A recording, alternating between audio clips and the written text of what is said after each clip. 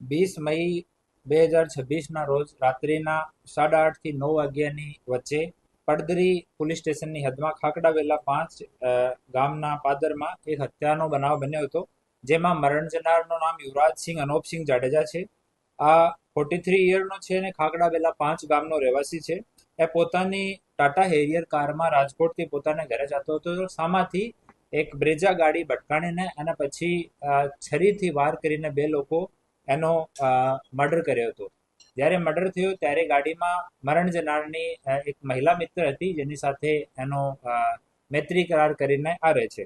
આ ઘટનાની જાણ થયા પછી પડદરી પોલીસ સ્ટેશનમાં FIR રજીસ્ટર કરવામાં આવી અને તુરંત આરોપી પકડવા માટે અને ઇન્વેસ્ટિગેશન માટે એક ટીમની રચના કરવામાં આવી, જે ટીમનું સુપરવિઝન સુશ્રી સિમરન ભારદ્વાજ ASP ધોરાજી દ્વારા કરવામાં આવ્યું અને LCBના PI, પડદરી પોલીસ સ્ટેશનના PI, સાયબરના PI, PSI AB Jadeja, Bhayavadar, LCBના PI અને SOGના PI આની સુપરવિઝનમાં અલગ અલગ ટીમોની રચના કરવામાં આવી હતી. આમાં રાજકોટ રેન્જના વડા શ્રી નિલીપરાજ સાહેબનો સતત માર્ગદર્શન તમામ ટીમોને હતો. આ ટીમો એક ટીમ અમે CCTV સર્વેલન્સ માટે લગાડી. જો ગાડીઓ બ્રેજા ગાડી અને હેરિયર ગાડી જે રૂટ લીધો હતો, આ પૂરા રૂટને ક્લિયર કરવામાં આવ્યું.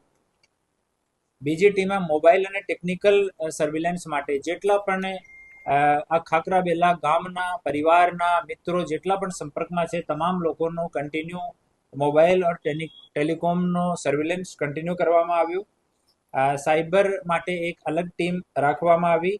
હ્યુમન ઇન્ટેલિજન્સ અને બાતમીદારોથી સંપર્ક માટે અલગ ટીમ કાર્ય કરતી હતી. અને ANPR માટે અમારી નેત્રમની ટીમ કન્ટિન્યુ કામ કરતી હતી.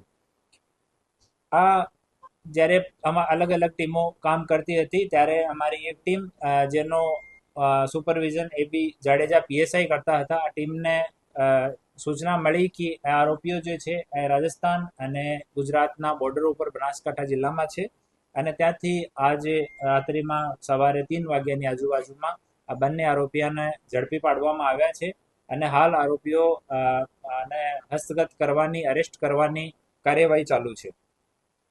આ આરોપી ઉપર 2024માં પોક્સોનો ગુનો દાખલ થયેલો હતો પડદરી પોલીસ સ્ટેશનમાં, જેમાં એ લોકો વોન્ટેડ હતા. આ કેસમાં પણ એની અટક કરવામાં આવશે. આ ઘટનામાં જો બ્રેજા ગાડી એ લોકો યુઝ કરી છે, આ ગાડી કચ્છમાંથી કાના આહિરના નામ પર છે.